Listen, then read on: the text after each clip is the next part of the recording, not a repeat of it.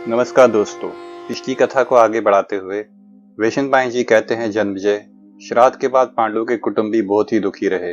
दादी सत्यवती तो दुख और शोक के आवेग से पागल सी हो रही थी। अपनी माता को अत्यंत व्याकुल देखकर व्यास जी ने उनसे कहा, माता जी, अब सुख का समय बीत गया, बड़े बुरे दिन आ रहे हैं, दिनों दिन पाप बढ़ेगा। अब ऐसा भयंकर समय आएगा जिसमें सब ओर से छल कपट और माया का बोलबाला होगा। धर्म कर्म और सदाचार लुप्त हो रहे हैं। कौरवों के अन्याय से बड़ा भारी संहार होगा। तुम अब योगिनी बनकर योग करो और यहाँ से निकल जाओ। तुम अपनी आंखों से कुल का भयंकर संहार ना देखो। माता सत्यवती ने उनकी बात स्वीकार करके अंबिका और अंबालिका को इस बात की सूचना दी और दोनों के साथ भीष्म से अनुमति लेकर वन में चली गई। वन में घोर तपस्या करके उन तीनों ने शरीर का त्याग किया और अभिष्ट गति प्राप्त की। अब पांडवों के वैदिक संस्कार हुए। वे आनंद से अपने पिता के घर रहकर बड़े होने लगे। बचपन में वह खुशी खुशी दुर्योधन आदि के साथ खेलते और उनसे बढ़ चढ़कर ही रहते। दौड़ने में, निशाना लगाने में, खाने में, धूल उड़ाने में भीमसेन धृतराष्ट्र के सभी लड़कों को हरा देते थे। भीमसेन चुपके से छिपकर उनका सर पकड़ लेते और एक दूसरे को टक्कर मारते। अकेले भीमसेन सभी भाइयों का बाल पकड़कर खींचते और जमीन में घसीटने लगते, इससे उनके शरीर छिल जाते। वह 10-10 बालकों को एक बार ही भरकर पानी में डुबकी लगाते और उनकी दुर्दशा करके छोड़ते। जब दुर्योधन आदि बालक किसी वृक्ष पर चढ़कर फल तोड़ते तो ये पैर की ठोकर से पेड़ हिला देते और ऊपर से फलों के साथ बच्चे टपक पड़ते।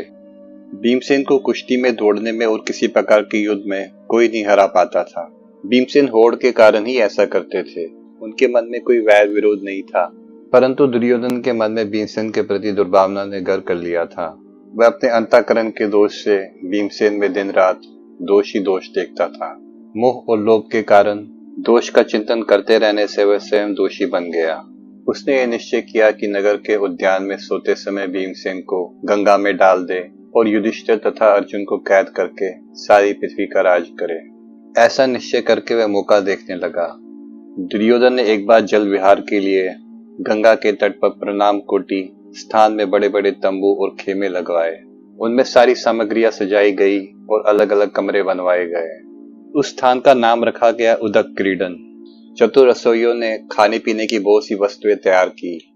दुर्योधन के कहने पर युधिष्ठिर ने वहां की यात्रा स्वीकार कर ली और सब मिलजुल कर नगर आकार रथों और हाथियों पर सवार होकर वहां गए। उन लोगों ने प्रजा को रास्ते में ही लौटा दिया और स्वयं वन की शोभा देखते ही देखते बाग में जा पहुंचे। वहां जाकर सभी राजकुमार परस्पर एक दूसरे को खिलाने पिलाने में जुट गए। दुरात्मा दुर्योधन ने भीमसेन को मार डालने की बुरी नीयत से उनके भोजन की सामग्री में पहले से ही विष मिला दिया था। उसने बड़ी मिठास से मित्र और भाई की तरह आग्रह करके भीमसेन को सब परोस दिया और वह अनजाने में सबका सब खा गए। दुर्योधन ने समझा, ठीक है, अब मेरा काम बन गया। इसके बाद जल क्रीड़ा हुई। जल क्रीड़ा करते करते भीमसेन थक गए और सबके साथ खेमे में आकर सो गए। पांडु नंदन भीम थके तो थे ही, विष के मत से भी अचेत हो रहे थे। उनके अंग अंग में विष का प्रभाव फैल गया था। अतः वह ठंडी हवा पाकर ऐसा सोए कि जड़ के समान निश्चेष्ट प्रतीत होने लगे। तब दुर्योधन ने स्वयं लताओं के पाश में वीरवर भीम को कसकर बांधा। वह मुर्दे के समान हो रहे थे। फिर उसने गंगा जी के ऊंचे तट से उन्हें जल में ढकेल दिया। भीमसेन इसी अवस्था में नागलोक जा पहुंचे। वहां विषैले सांपों ने भीमसेन को खूब डसा। सर्पों के डसने से कालकूट विष का प्रभाव कम हो गया। यद्यपि सर्पों ने उनके मर्म स्थान पर भी डसने की चेष्टा की, परंतु वे उनकी त्वचा को भेद न सके। तत्पश्चात कुंती नंदन भीम जाग उठे। उन्होंने अपने सारे बंधनों को तोड़कर उन सभी सर्पों को पकड़ पकड़ कर धरती पर दे मारा। कितने ही सर्प भय के मारे भाग खड़े हुए।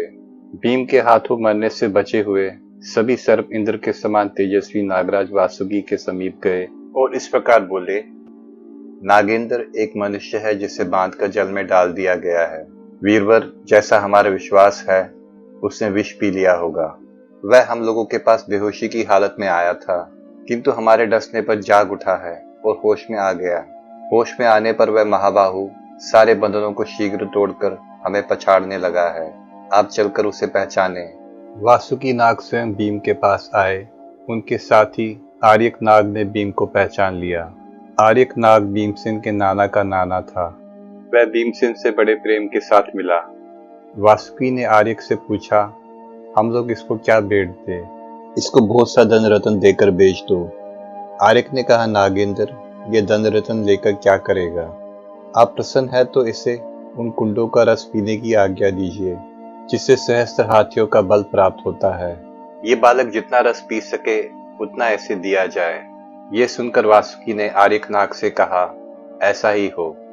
इस वीडियो को शेयर करें, लाइक करें और महाभारत कथा से जुड़ी विशेष जानकारी के लिए चैनल को सब्सक्राइब करें। ओम नमः शिवाय।